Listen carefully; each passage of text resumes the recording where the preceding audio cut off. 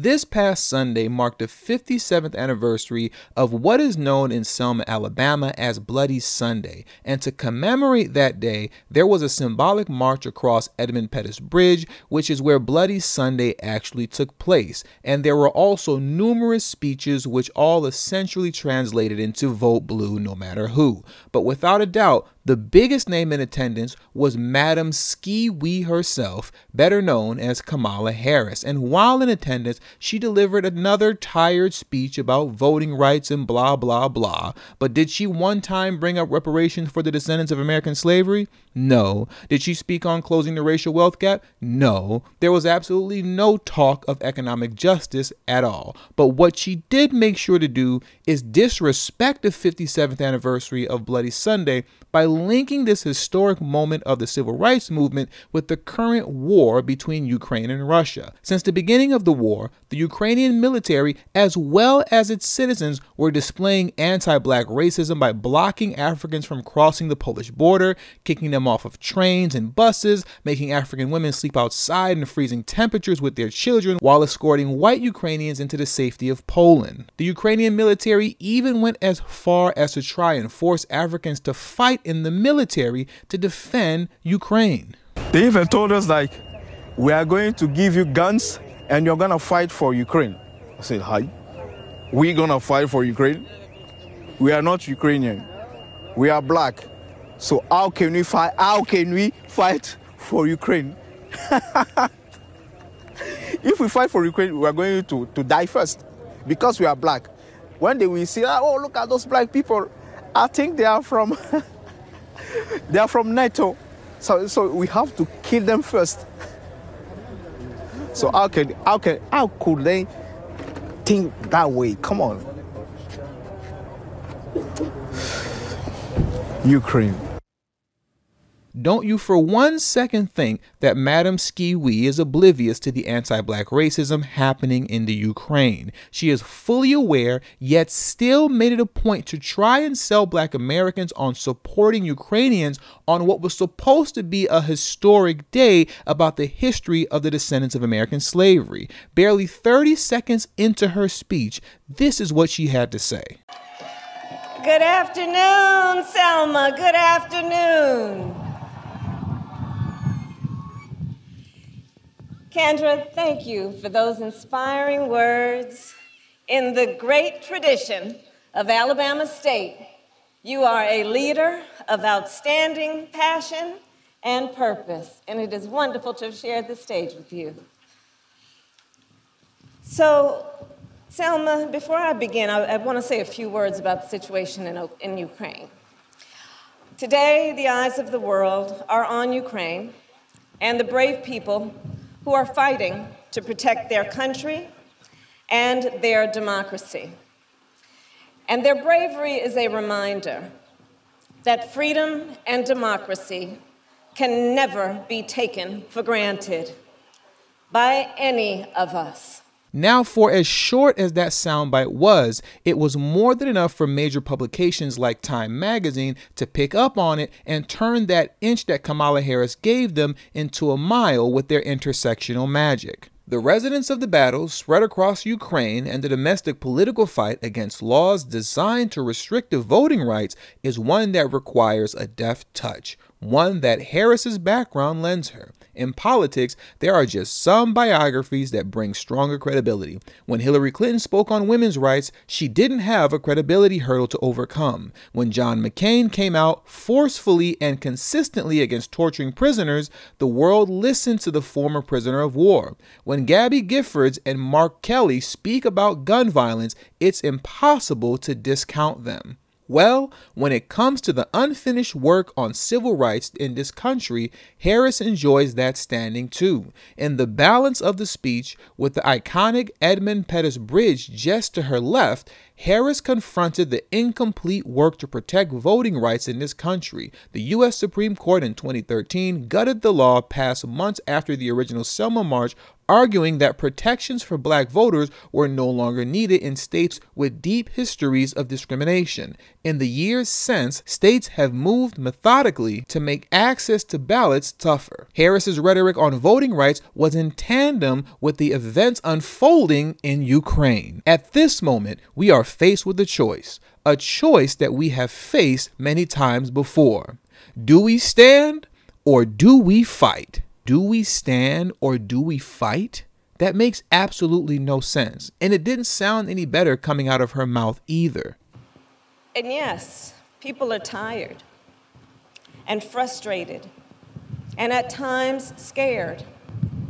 Scared that we risk losing the rights we fought so hard to win. I believe at this moment we are faced with a choice that we have faced many times before. Do we stand or do we fight? Listen, I know what she's trying to say, but she's saying it all wrong, which is the usual for Madame Skiwi. Every time she delivers a speech, she sounds like she's struggling to remember her lines. But let's get back into this article so we can get a deeper intersectional understanding of how the Ukraine and the civil rights movement are intertwined with each other. And as in Selma, the fight in Ukraine has galvanized a nation shocked by the images coming from the field.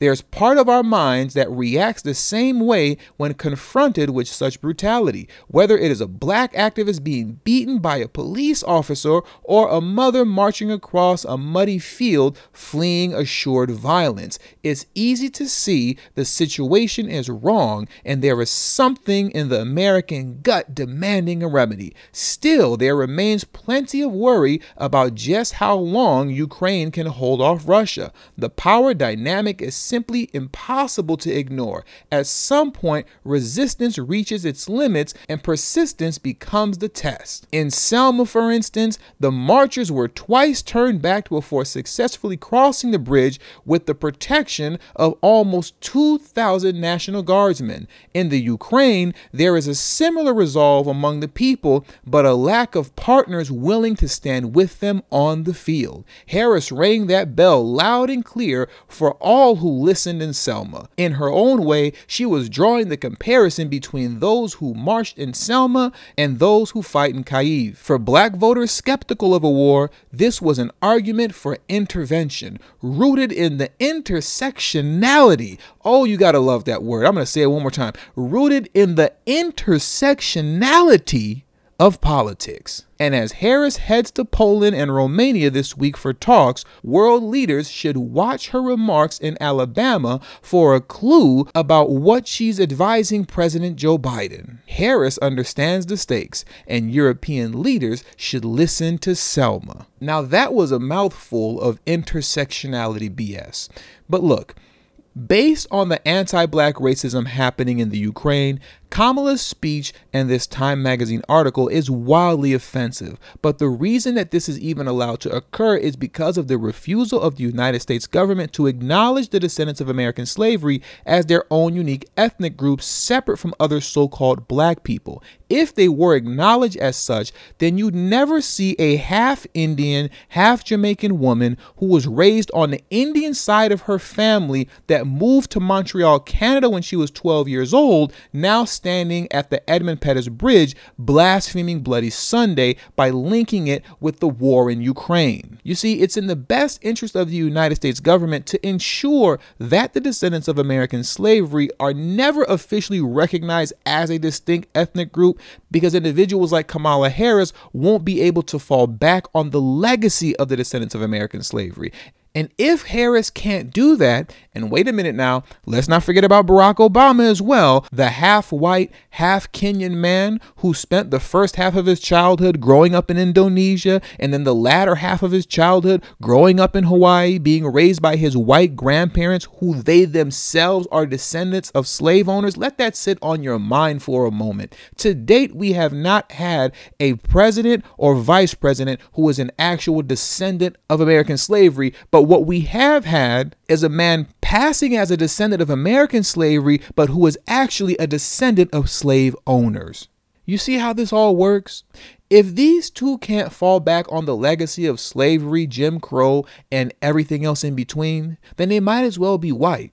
But fortunately for them, this is not the case. And with that, Kamala Harris and many others can lay claim to the history of the descendants of American slavery for the purposes of misleading them into supporting policies and issues, foreign and domestic, that have absolutely nothing to do with them and in many cases actually hurt them. And it is often done by the conflation of two separate histories and events, like Kamala Harris did when she stood on Edmund Pettus Bridge, disrespecting Bloody Sunday by conflating that historic moment in the civil rights movement with the war in Ukraine, where they're pulling black folks off of trains and buses and leaving them outside in the cold. And with all that being said, that does it for today's video. So please make sure you hit that subscribe button as well as the bell notification next to the subscribe button so you can be notified whenever I release a new video. All social media links will be pinned in the comment section below.